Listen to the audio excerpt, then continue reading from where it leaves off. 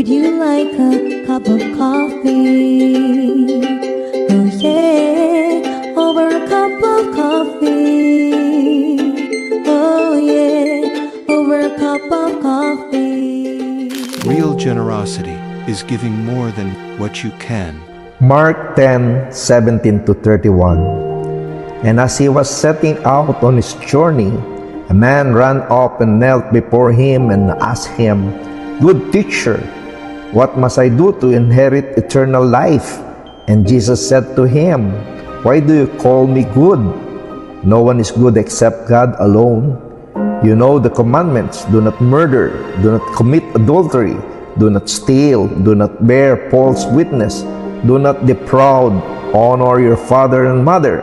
And he said to him, "Teacher, all this I have kept from my youth."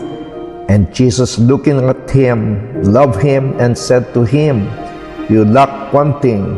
Go, sell all that you have and give to the poor, and you will have treasure in heaven, and come, follow me." Ang ibig lang sabihin ng Diyos sa atin, huwag pakamahalin ng yaman sa mundo, manapay gamitin ang yaman na ipinagkaloob ng Diyos sa atin upang mabahaginan ang mga nangangailangan.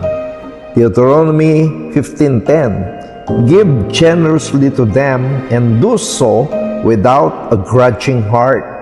Then because of this, the Lord your God will bless you in all your work and in everything you put your hand to." Sa 2 Corinthians 9:6-8, ito ang ibig kong sabihin, ang nagtatanim ng kakaunti ay aani ng kakaunti, at ang nagtatanim ng marami ay aani ng marami. Magagawa ng Diyos na pasaganain kayo sa lahat ng bagay at higit pa sa inyong pangangailangan upang sumagana kayo sa maraming mabuting gawa. Ito ang sikreto ng pagdating ng kasaganaan sa ating buhay, ang gumawa ng mabubuting bagay sa kapwa. God bless, friends.